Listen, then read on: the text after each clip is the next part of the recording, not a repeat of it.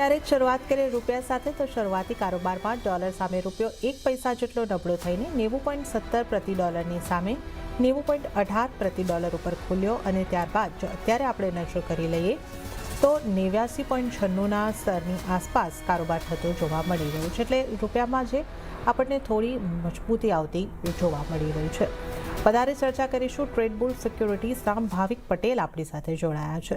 ભાવિકજી, આપનું સ્વાગત છે. અને આજે આપણે જે રીતે જોઈ રહ્યા છે રૂપિયો 90ના નીચે 89ની પોઈન્ટ સમથિંગની આસપાસ અહીંયા આગળથી કારોબાર કરી રહ્યો છે. થોડી મજબૂતી અહીંયા આગળથી આવતી દેખાઈ રહી છે.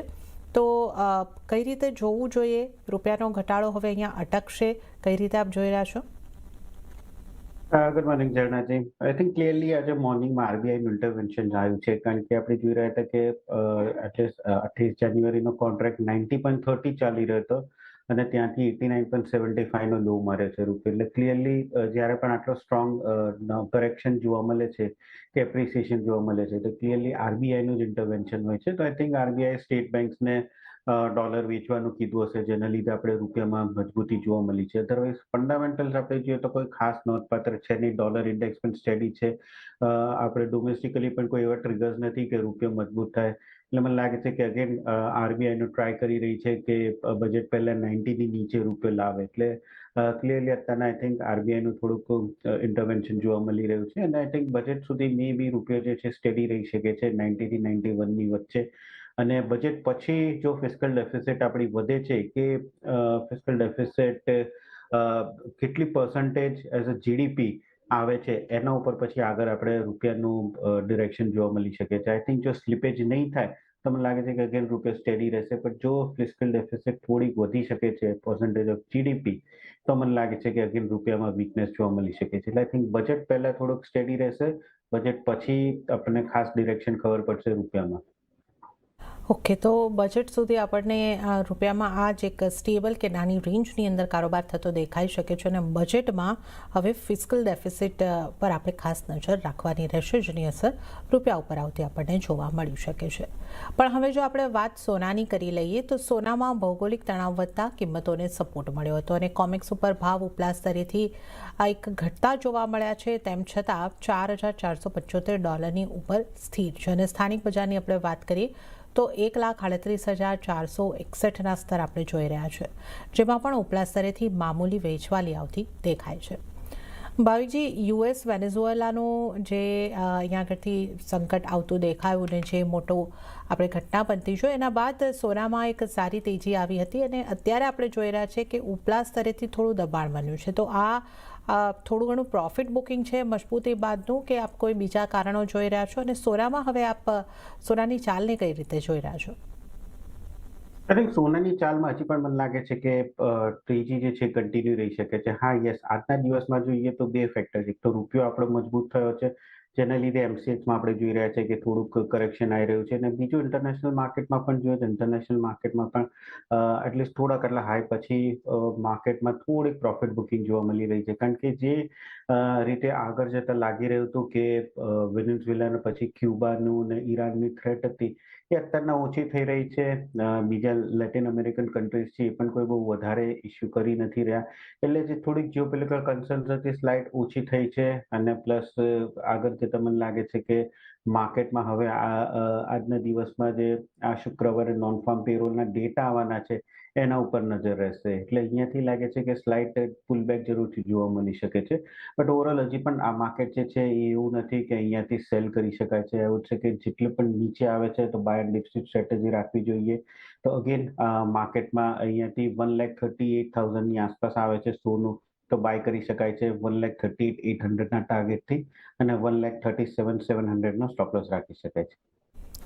ઓકે, તો અહીંયા આગળથી સોનામાં ઘટાડે ખરીદી કરીને ચાલવાની જ સલાહ તમારા માટે સોનાની અંદર બનતી દેખાઈ રહી છે. અને ખાસ કરીને જો સોનાની આપણે વાત કરીએ તો અહીંયા આગળ 1,38,000ના સ્તરોનું ખાસ ધ્યાન રાખીને ચાલવાની સલાહ અહીંયા આગળ બની રહી છે.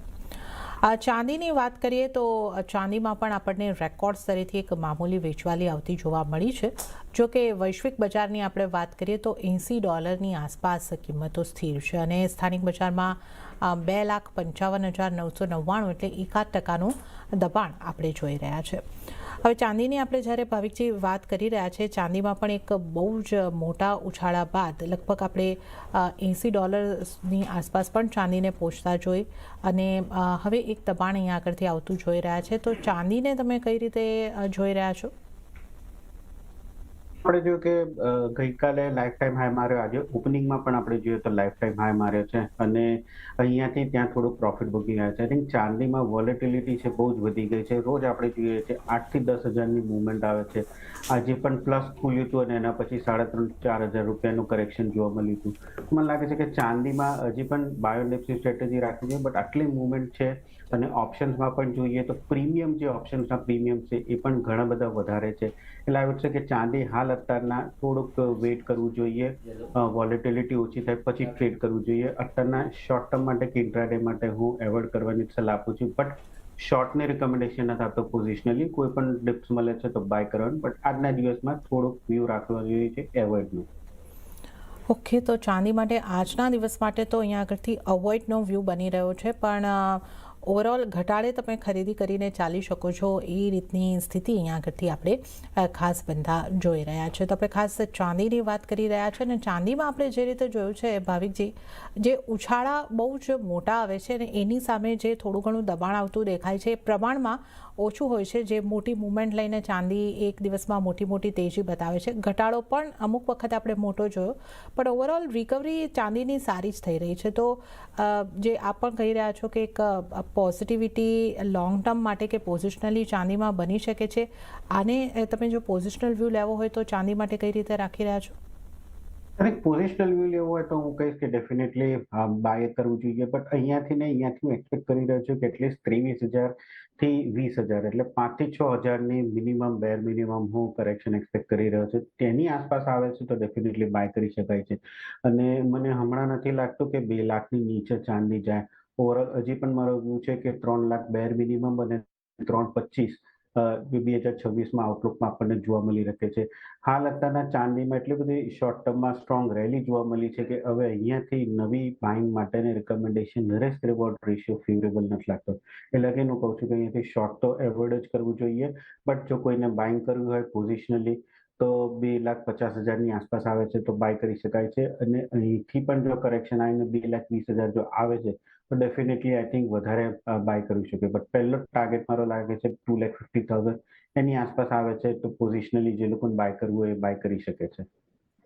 ઓકે, તો ચાંદીમાં ઘટાડે અહીંયા આગળથી ખરીદી કરીને ચાલવાની સલાહ છે. તો 2,50,000ની આસપાસ અને ત્યારબાદ જો 2,20,000ની આસપાસ જો ચાંદી મળે તો ડેફિનેટલી બાય. અને ચાંદી માટે એક પોઝિટિવ વ્યૂ જ આપણે લોંગ ટર્મ માટે રાખીને પોઝિશનલ વ્યૂ બનાવી રહ્યા છે. ત્યારે ચાંદીની જે તેજી આપણે બનતા જોઈ રહ્યા છે, ઘણી ઝડપી તેજી, અને કયા ફેક્ટર્સ એમાં ઇન્ક્લુડ થયા છે, કોણે સપોર્ટ કર્યો છે, આ બધી જ માહિતી લઈને મારા સહયોગી આરતી મહેતા આપણી સાથે જોડાઈ ગયા છે. જે આરતી, જણાવો ચાંદીની તેજી પાછળના કારણો અને ચાંદીની ચાલ કઈ રીતની થઈ રહી છે? જી, ખાસ કરીને સિલ્વરની વાત કરી લઈએ તો સૌથી પહેલાં જે ડેવલપમેન્ટ આપણને રાતોરાત થતા દેખાઈ રહ્યા છે એના પર નજર કરી લઈએ. છેલ્લા એક સપ્તાહમાં કિંમતો ઓલમોસ્ટ 15% જેટલી વધતી દેખાઈ રહી છે. છેલ્લા એક મહિનાની વાત કરી લઈએ તો 40%નો ઉછાળો આપણે જોઈ રહ્યા છે.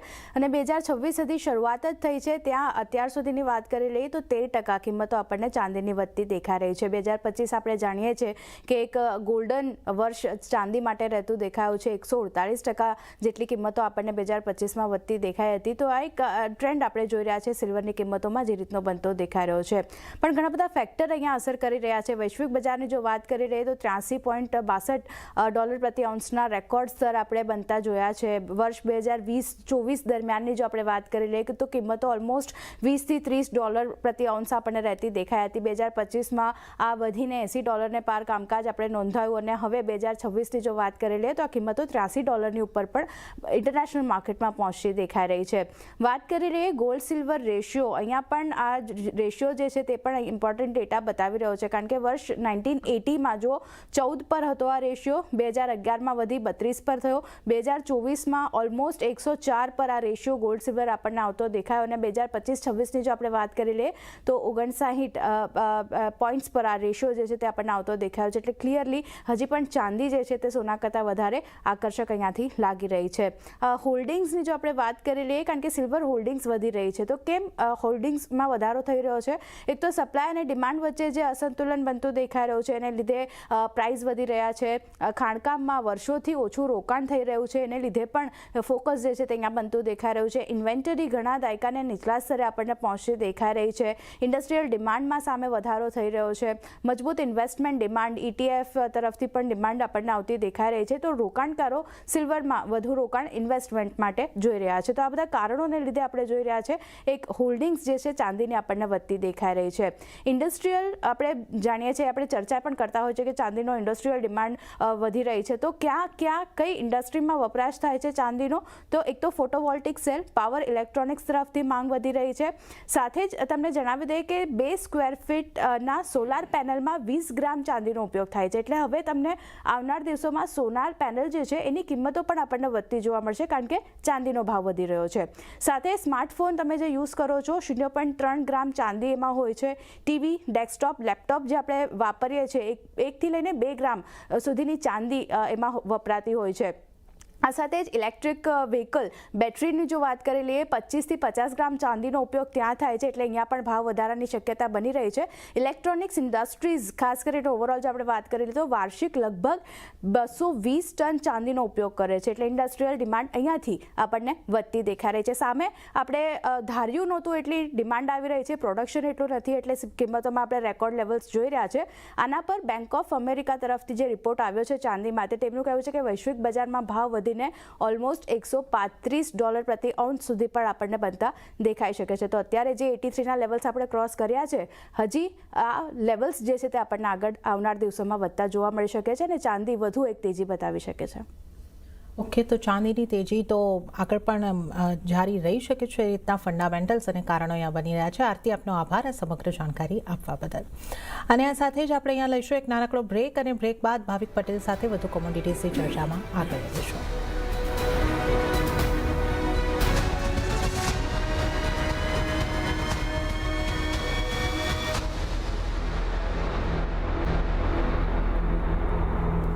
બ્રેક બાદ કોમોડિટી લાઈવમાં આપનું સ્વાગત છે. અને હવે આપણે મેટલ્સના કારોબારની વાત કરીશું. તો શરૂઆતી કારોબારમાં સ્થાનિક બજારમાં કોપર સિવાય તમામ મેટલ્સમાં સારી ખરીદારી જોવા મળી છે. અને ત્યારબાદ આપણે જો જોઈએ તો એક લાલ નિશાનમાં કારોબાર આવતો આપણને જોવા મળી રહ્યો છે. ઉપલા સ્તરેથી હલકા દબાણ અહીંયા આગળથી જોવા મળી રહ્યા છે. પણ નિકલે સારી તેજી બતાવી, અને ત્યારબાદ આપણે કોમેક્સ અને LME પર પણ નજર કરી લઈએ તો કોપરમાં રેકોર્ડ સ્તરે કારોબાર જોવા મળ્યો. નિકલના ભાવ 15 મહિનાના ઉપલા સ્તરે પહોંચ્યા. ઇન્ડોનેશિયામાં ખાણ ઉત્પાદન પર પ્રતિબંધોને કારણે કિંમતોને સપોર્ટ મળ્યો છે. અને એલ્યુમિનિયમ આશરે 3 વર્ષના ઉપલા સ્તરે કારોબાર થતો જોવા મળી રહ્યો છે. ભાવિકજી, આંતરરાષ્ટ્રીય બજારની અંદર જો આપણે જોઈએ LME પર કે અહીં આગળ લંડન મેટલ એક્સચેન્જની વાત કરી લઈએ, અહીં આગળ આપણને એક સારી મજબૂતી અને મલ્ટીયર હાઈઝ ઉપર મેટલ્સ દેખાઈ રહી છે. આપણે ત્યાં પણ સારી મજબૂતી છે, પણ ઉપલા સ્તરોથી અહીંયા આગળ થોડું દબાણ અત્યારે આપણે બનતું જોઈ રહ્યા છે. કઈ રીતે આપ જોઈ રહ્યા છો? અહીંયા પણ થોડું ઘણું પ્રોફિટ બુકિંગ છે. કોપરની વાત કરીએ તો એ 1300ની ઉપરના સ્તર સસ્ટેન કરી રહી છે. તો કોપર માટે કઈ રીતનો વ્યૂ, અને અન્ય કઈ મેટલમાં ધ્યાન આપવું જોઈએ? આઈ થિંક અન્ય મેટલમાં આપણે નિકલ ને લેડ જોઈ રહ્યા છે કે કેચઅપ રેલી કરી રહ્યા છે. લેડ કેટલા વખતથી કોન્સોલિડેશન કરી રહ્યું હતું. કોપર, એલ્યુમિનિયમ ને ઝિંકમાં તેજી હતી, પણ લેડ હલતું નતું. હવે ગઈકાલે આપણે જોયું હતું કે લેડમાં તેજી જોવા મળી છે. નિકલ તમે જેમ કીધું, LMEમાં 8-9% આપણને તેજી જોવા મળી હતી, કારણ કે ઇન્ડોનેશિયામાં જે ખાંડ જે છે એમાં સપ્લાયનો ડિસ્ટ્રપ્શન એક્સપેક્ટેડ છે. અને અગેન આ બે મેટલ્સમાં રેલીનું દેખાવાનું બાકી હતું, કેચઅપનું અત્યારે નહીં જોઈ રહ્યા છે. બટ અનફોર્ચ્યુનેટલી M6માં આપણે જોઈએ કે વોલ્યુમ ને પાર્ટિસિપેશન ખાસ કરીને લેડ ને નિકલમાં ઓછું છે. એટલે અત્યારના હજી લોકોનો ફોકસ એમાં છે નહીં. બટ અગેન મને લાગી રહ્યું છે કે કોપર, એલ્યુમિનિયમ અને ઝિંક આ 3 હજી પણ પોઝિટિવ જ છે. હાલ અત્યારના જે થોડું પ્રોફિટ બુકિંગ આવી રહ્યું છે એ ક્લિયરલી થોડું profit taking of the table જ છે. બટ ચાઇના તરફથી એક સ્ટેટમેન્ટ આવ્યું છે કે એ લોકો 2026માં રેટ કટ કરવાના છે, અને પ્લસ રિઝર્વ રિક્વાયરમેન્ટ રેશિયો છે એ પણ ઓછું કરવાના છે લિક્વિડિટી વધારવા માટે, જેથી ડોમેસ્ટિક ડિમાન્ડ વધી શકે છે. એ અગેન બેઝ મેટલ્સ માટે સારું છે. તો મને લાગે છે કે અહીંયાથી હજી પણ કોપર જે છે એ બાય કરી શકાય છે. 1325ની આસપાસ બાય કરી શકાય, 1335ના ટાર્ગેટથી, અને 1320નો સ્ટોપ લોસ રાખી શકાય. અને અગેન એલ્યુમિનિયમની પણ વાત કરીએ તો આઈ થિંક એલ્યુમિનિયમ પણ 13 આસપાસ બાય કરી શકાય છે 315 ટાર્ગેટથી, અને સ્ટોપ લોસ રાખી શકાય 312 તો એલ્યુમિનિયમ અને કોપર એ બી મારી ટોપ પિક રહેશે. ઓકે, તો એલ્યુમિનિયમ અને કોપરમાં ખરીદી કરીને ચાલવાની સલાહ જે છે એ તમારે માટે અહીંયા આગળથી બનતી જોવા મળી રહી છે. કોપરને માટે 1320 સ્ટોપ લોસને તમારે ધ્યાને રાખવાનો રહેશે. 1335 સુધીના ટાર્ગેટ માટે ખરીદી કરીને ચાલવાની સલાહ. અને જો એલ્યુમિનિયમની વાત કરીએ તો 315ના ટાર્ગેટ માટે અહીંયા આગળથી તમે ખરીદી કરો. 312નો સ્ટોપ લોસ ધ્યાને રાખો. તો આ બે મેટલ્સની અંદર કોપર અને એલ્યુમિનિયમમાં ખરીદી કરીને ચાલવાની સલાહ બની રહી છે. હવે આપણે ક્રૂડની જો વાત કરી લઈએ તો ક્રૂડમાં આપણે જે રીતે જોઈ રહ્યા છીએ યુએસ અને વેનેઝુએલાના સંકટની ખાસી અસર જોવા મળી રહી છે. આજે દબાણ સાથેનો કારોબાર જોવા મળી રહ્યો છે. ટ્રમ્પના જે સ્ટેટમેન્ટ આવતા દેખાયા કે 30થી 50 મિલિયન બેરલ ક્રૂડ વેનેઝુએલાની સપ્લાય આટલી આવી શકે છે. અને આ નિવેદન બાદ ક્રૂડમાં આપણે જોયું કે એક દિવસમાં 2% ઉપરનો ઘટાડો આવતો જોવા મળ્યો છે. બ્રેન્ટના ભાવ $60 નીચે. નાઇમેક્સ ક્રૂડ 1.72%નું દબાણ, 0.5%નું દબાણ $56 પર. અને ક્રૂડ MCXને આપણે જોઈએ તો 5067ના લેવલ પર. હવે અહીંયા જે ભાવિકજી આ ઘટના થઈ છે ત્યારથી જે અહીંયા આગળથી આપણે ચર્ચા કરી રહ્યા છે કે યુએસ વેનેઝુએલાના ક્રૂડનું જે પ્રોડક્શન છે એ પોતાને હસ્તગત લઈને અહીંયા આગળથી પ્રોડક્શન વધારશે એ રીતનું નિવેદન ડોનાલ્ડ ટ્રમ્પ તરફથી પણ આવ્યું કે 30થી 50 મિલિયન બેરલ જેટલું પ્રોડક્શન ત્યાંથી વધારીને એ સપ્લાય લાવશે. પણ આ કરવામાં સમય લાગી શકે છે. અને આ જે રિએક્શન અહીંયા આગળથી આપણે જોઈ રહ્યા છે, અત્યારે આપણે દબાણ સાથેનું કામકાજ જોઈ રહ્યા છે. ને ઓવરઓલ જે આપણે જોઈએ કે આપણે જે ચર્ચા કરતા હતા કે 5100થી 5400-5500ની રેન્જની અંદર ક્રૂડ કારોબાર કરી રહ્યું હતું, તો આ ઘટના પછી પણ એ જ રેન્જની અંદર રહ્યું, પણ હવે 5100ની નીચે ક્રૂડ ગયું છે. તો રેન્જ બદલાઈ શકે કે કઈ રીતે તમે જોઈ રહ્યા છો, અને યુએસ વેનેઝુએલા સંકટથી ક્રૂડના કિંમતો પર કેટલી અસર આવશે? આઈ થિંક તમે વસ્તુ એક સાચું કીધું કે ટ્રમ્પે જે કીધું 30 to 50 મિલિયન બેરલ થી ઓવરનાઇટ નથી થવાનું, અને હું ડાઉટફુલી છું કે થવાનું છે કે નહીં. અને ઓલરેડી માર્કેટમાં આપણે જોઈએ તો ક્રૂડની વીકનેસ તો દેખાઈ જ રહી હતી, પણ આ ન્યૂઝ ઉપર આઈ થિંક રિએક્શન આવ્યું છે. અને હવે લાગી રહ્યું છે કે 4800 થી 5200નું રેન્જ જે છે એ મે બી ક્રૂડ માટે થઈ શકે છે. અને અગેન કારણ કે આ 30 to 50 મિલિયન બેરલ્સ જે છે એ મને હજી નથી લાગી રહ્યું કે થઈ શકે છે. In fact despite lifting up blockage, કારણ કે જે યુએસની જે કંપનીઝ છે એ લોકો ને જો 1.1 મિલિયન બેરલ જેટલાના ક્રૂડ વેનેઝુએલા લઈ રહ્યું છે, એને સસ્ટેન રાખવા માટે પણ એ લોકોએ 60 બિલિયનનું નિવેશ કરવું પડે. અને જો 13 મિલિયન બેરલ્સ પર ડેનું પ્રોડક્શન વધારો હોય તો 2040 સુધીમાં એ લોકોએ 183 બિલિયન્સનું નિવેશ કરવું પડે. કારણ કે ત્યાં જે ભલે રિઝર્વ વધારે છે પણ એ લોકોનું ઇન્ફ્રાસ્ટ્રક્ચર એટલું બધું ઓલ્ડ છે અને પ્રિમિટિવ છે કે નવો ઇન્વેસ્ટમેન્ટ કરવા માટેનો બહુ જ પૈસા જોઈએ. અને હાલ અત્યારના $60 પર ની આસપાસ ચાલી રહ્યું છે ક્રૂડ. એટલે ઓવરઓલ મને લાગે છે કે $60 ની આસપાસ કોઈ ઇન્સેન્ટિવ છે નહીં ટ્રેડર્સ માટેનું. એટલે ઓવરઓલ આઈ થિંક આ એક ન્યૂઝ જ લાગી રહ્યું છે. મોટું બહુ કરેક્શન દેખાઈ નથી રહ્યું, બટ હા, આ ન્યૂઝ ઉપર અહીંયાથી હું એક્સપેક્ટ કરી રહ્યો છું કે 5000 સુધીનું લેવલ ડેફિનેટલી આવી શકે છે. એટલે 5100ની આસપાસ આવે છે તો શોર્ટ કરી શકાય છે 5200ના સ્ટોપ લોસથી, અને 4900નો ટાર્ગેટ રાખી શકાય છે. ઓકે, તો આજને માટે આ ઇન્ટ્રાડે માટે સલાહ જે બની રહી છે 5100ની આસપાસના લેવલ મળે તો શોર્ટ તરફ તમે રહી શકો છો. 5200નો સ્ટોપ લોસ અને ટાર્ગેટ જે છે એ 4900 ક્રૂડમાં બનતા જોવા મળી શકે છે. અને હવે જો આપણે નેચરલ ગેસની વાત કરીએ, નેચરલ ગેસ ઘણા દિવસથી એક ખાસા દબાણમાં કામકાજ કર્યા બાદ આજે એક પોઝિટિવ કામકાજ કરતું જોવા મળી રહ્યું છે. અને લગભગ 2.81%, 3% મજબૂતી સાથે 315ના સ્તર પર કામકાજ. તો આજે આપણે જે મજબૂતી સાથેનો ખરીદારી સાથેનો કારોબાર જોઈ રહ્યા છે, ભાવિકજી, આ ટેકનિકલ બાઉન્સ છે, શોર્ટ કવરિંગ છે, કે આ ફંડામેન્ટલ કોઈ રીઝન જોઈ રહ્યા છો જેને કારણે ખરીદારી આવી રહી છે? ના, ટેકનિકલ બાઉન્સ જ છે. ટેકનિકલ જ લાગે છે, કારણ કે ઓવરઓલ હજી પણ જાન્યુઆરીનું આપણે જોઈએ વેધર ફોરકાસ્ટ, તો વેધર ફોરકાસ્ટ થોડુંક નોર્મલ જ છે. કોલ્ડર એટલું બધું છે નહીં, થોડુંક પોકેટ્સ ઓફ કોલ્ડ વેવ્સ આવી શકે છે. But overall I think overall જાન્યુઆરીમાં હીટિંગ ફોરકાસ્ટ જે છે ઓછી દેખાઈ રહી છે. એટલે મને નથી લાગતું કે નેચરલ ગેસમાં કોઈ મોટી તેજી આવે.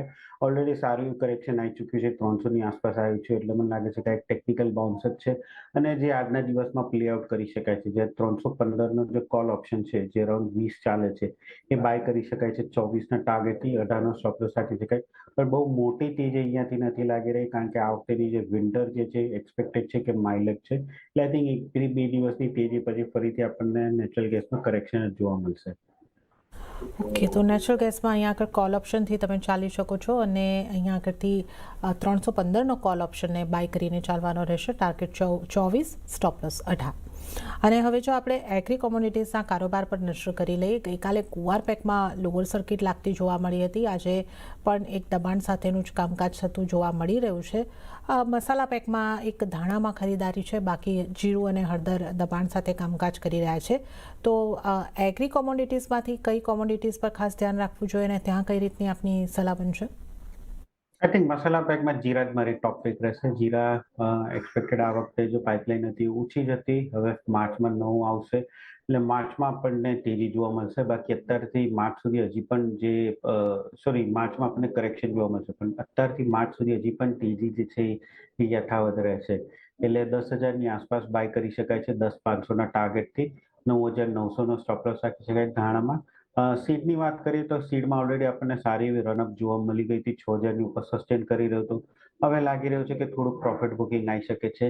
તો ઓવરઓલ સીડમાં 5,800ની આસપાસ આવે છે તો શોર્ટ કરી શકાય છે 5,500ના ટાર્ગેટથી, અને 5,950નો સ્ટોપ લોસ રાખી શકાય. બહુ મોટી મંદી નથી દેખાઈ રહી, બટ ઓલરેડી સારી એવી રનઅપ છે, એટલે આ એક નોર્મલ પ્રોફિટ બુકિંગ જ ગુવા સીડમાં દેખાઈ રહ્યું છે.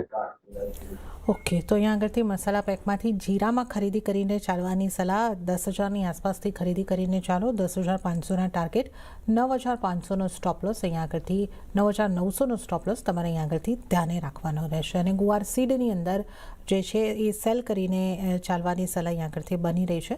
5,500ના ટાર્ગેટ, 5,950નો સ્ટોપ લોસ. તો જીરામાં બાય અને ગુવાર સીડમાં સેલ. અને ત્યારે જ ભાવિકજી, આપનો ખૂબ ખૂબ આભાર અમારી સાથે જોડાવા બદલ અને તમામ એગ્રી નોન એગ્રી તમામ કોમોડિટીઝ અંગે ચર્ચા કરવા બદલ આપનો ખૂબ ખૂબ આભાર. અને ત્યારે જ કોમોડિટી લાઈવમાં હાલ પૂરતું આટલું જ. હાલ મને આપશો રજા, પણ આપ CNBC બજાર સાથે જોડાયેલા રહો. આગળ મારા સહયોગી પ્રીતિ દલાલ આપને માટે લઈને આવશે બજાર હેલ્પલાઇન. નમસ્કાર.